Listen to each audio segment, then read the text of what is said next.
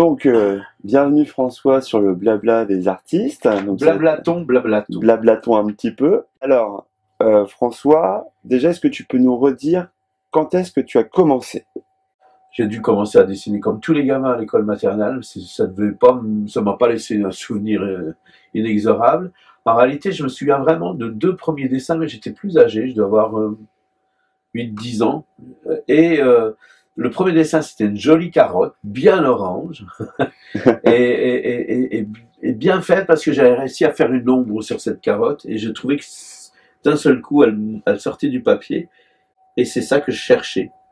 Et puis la deuxième carotte, c'était le deuxième dessin, c'était toujours dans le domaine végétal, c'était une feuille d'érable, parce qu'on dessinait tous des feuilles d'érable en automne. Et là, j'avais trouvé vraiment quelque chose de bien aussi sur ma feuille. Elle avait une sorte de relief et des belles couleurs. Simplement, j'avais pas réussi à faire dans toute la feuille la même chose, ce qui fait qu'elle était très déséquilibrée. Mais je me souviens particulièrement de ces deux dessins. Puis je m'en souviens aussi parce que je les ai offerts à ma mère, et que ça, c'était, je crois, le début de l'idée que dessiner, c'est vraiment partager. Et pour moi, dessiner, c'est offrir et partager. C'est vraiment. Alors, ça a l'air d'être un slogan un peu, un peu à la con, euh, mais je crois franchement que dessiner, c'est aimer les gens et c'est partager avec eux. Je n'imagine pas que dessiner, ou plutôt, on va même élargir le débat. Je n'imagine pas que l'art soit autre chose que du partage. Est-ce qu'il y a une série, depuis toutes les séries que tu as faites, que tu préfères par rapport à celle avec l'opéra, celle avec les arbres, les îles? Est-ce qu'il y a une série qui t'a plus marqué que d'autres? Alors, si la question c'est préféré, c'est très difficile à répondre. Ça, je sais pas. Si c'est la question qui m'a marqué, c'est un peu différent. Je pense que les îles m'ont beaucoup marqué. C'est les plus récentes, certes, mais c'est celles que je porte en moi depuis le plus longtemps. Quand j'ai commencé à travailler sur le domaine des îles pour en faire un livre, j'ai réfléchi à ce que j'avais fait et je me suis rendu compte effectivement qu'il y avait énormément de dessins d'îles réalisés depuis toujours dans ce que j'ai fait. Et une réflexion sur les îles que j'avais pas du tout maîtrisé avant d'en faire le livre. Donc moi ça m'a vraiment intéressé, ça m'a vraiment c'était vraiment une série très importante pour moi.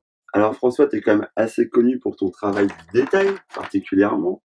Et au Studio Pastel, quand tu as exposé, c'est vrai qu'on avait fait le choix, enfin tu avais proposé en tout cas de faire une exposition dans le noir. Ouais.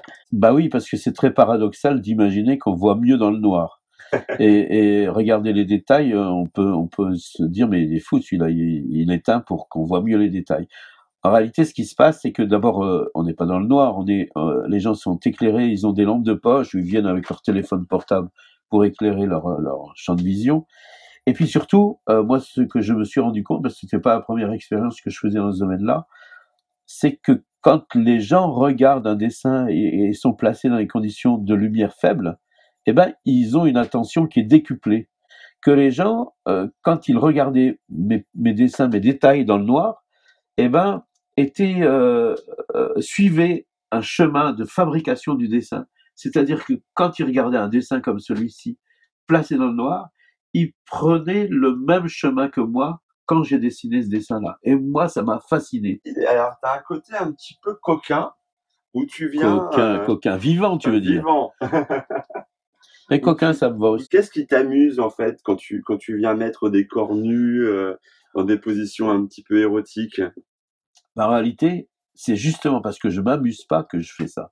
C'est-à-dire que ces personnages qui sont cachés dans mes dessins, et notamment des érotiques, apparaissent la plupart du temps quand je m'ennuie à l'intérieur du dessin. Et quand je suis dans des zones de travail qui sont tellement denses, et des zones très complexes, très longues à faire, que j'ai envie de m'échapper et que je trouve ces échappatoires. C'est pas tant pour y glisser des bonnes femmes toutes nues ou des petits mecs tout nus, c'est parce que moi j'ai envie de m'aérer à la tête à un certain moment à l'intérieur du dessin et je glisse dedans des choses. Alors là, tu es en train de dessiner sur une repro, Ouais. c'est ça?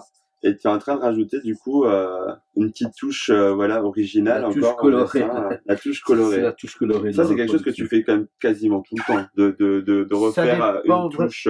Ouais, parce que je trouve qu'un original coûte cher. Et quand on achète une reproduction, je pense que les gens qui achètent une reproduction qui coûte moins cher ont le droit d'avoir quelque chose aussi Un peu à eux un quoi. peu à eux. C'est pour ça que je prends le temps, sur mes reproductions, d'avoir une partie originale à l'intérieur. Alors on va continuer un petit peu sur le studio Pastel. Qu'est-ce que tu en as pensé toi de cette expérience, ce lieu, l'exposition dans le noir, parce que du coup ça sortait en même temps que ton bouquin, donc tu étais très occupé, et puis tu avais aussi une exposition à la médiathèque. Ben oui, mais je suis toujours très occupé. Donc, moi, j'ai un excellent souvenir. J'ai le souvenir d'un vernissage assez délirant tellement il y avait de monde. Ouais. C'était à la fois à l'occasion de l'anniversaire du studio, puis c'était en même temps Ton exposition. l'exposition. Ouais. Donc il y avait vraiment tellement de monde que c'est un souvenir fort, quoi. Mm-hmm. J'ai le souvenir ensuite des week-ends qu'on a passés sur les visites dans le noir, qui étaient vraiment intéressantes. J'ai fait des rencontres vraiment agréables. Je suis toujours surpris, moi, que les gens continuent, aiment et viennent voir ce que je fais. Franchement, c'est pas de la coquetterie, c'est réellement quelque chose qui me surprend et qui me surprend profondément. Je vais vous donner un exemple tout con. Je vous vois parce que vous êtes deux là. Ouais. En ce moment, je suis en train de dessiner devant vous deux.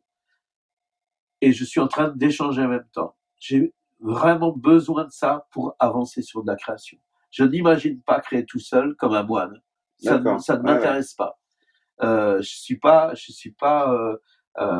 quelqu'un qui est complètement concentré, tellement concentré sur son travail qu'il ne peut plus voir le monde qui l'entoure. Bon, bah merci de nous avoir montré ton atelier. Alors là, c'est là où tu travailles la plupart du temps, du coup. C'est là où je travaille tout le temps. Tout le temps.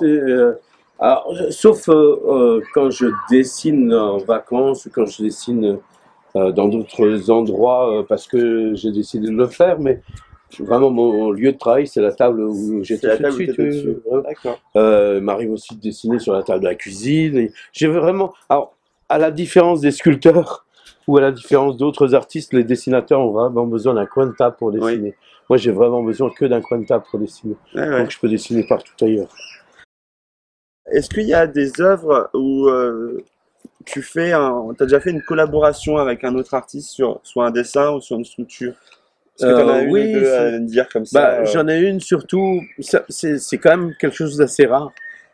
Il se trouve que les artistes plasticiens, on est quand même des gens un peu solitaires et autonomes, ouais. Même si autonome, on l'espère, mais solitaire souvent dans la création. Ouais. Même si, contrairement à ce que je disais tout à l'heure, j'ai besoin du monde, il y a quand même des moments où je suis vraiment tout seul devant ma feuille, et c'est quand même l'essentiel de mon temps. Et donc, moi, j'ai fait une œuvre avec un ami qui s'appelle Christian P., qui est un sculpteur. Alors, c'est un sculpteur très particulier. Je trouve que Christian est vraiment il fait des illustrations sculptées. C'est comme ça que je le nomme. C'est-à-dire qu'il crée des scènes de vie avec des personnages en terre cuite à l'intérieur de maisons ou de pièces de commerce ou n'importe quoi. C'est très très anecdotique, très amusant. C'est plein de petits bonheurs. Et on a créé ensemble une maison qu'on a installée dans les arbres au parc de Champagne, ancien parc de Pommery, qui est toujours en place depuis 4 ans, presque 4 ans, et qui est en train de vieillir avec l'arbre. C'est vraiment bien parce qu'elle est devenue, il y a de la mousse dedans, il y a de la patine qui est liée à la nature. C'est vraiment joli. Bon, bah écoute, en tout cas, on a pris beaucoup de plaisir à être là avec Lucille. On te remercie pour ce bel accueil. Et puis bah on te dit à bientôt. C'est quoi ton prochain rendez-vous là? Mon prochain rendez-vous, c'est de me barrer un peu. En Grèce? En Grèce, ouais. Et ça, c'est dans 4 jours, donc c'est bien. Ah, et super. puis, j'ai un rendez-vous en ce moment qui se trouve à Haï, puisque l'exposition à la Villa Bissinger il s'arrête qu'au mois de juillet, donc elle est encore visible. C'est 60 dessins qui concernent le domaine du champagne, tout l'univers du champagne, notamment le piano, piano à champagne, le mélangeur. Voilà. Le mélangeur. Bon, et ben du coup, rendez-vous à AI alors Quand on pour veut. découvrir son exposition. Avec plaisir. Merci François. Salut mon petit Allez. poulet. Prends soin de toi. Merci. Le jeune là qui m'a fait un super film. Ah oui. Joël,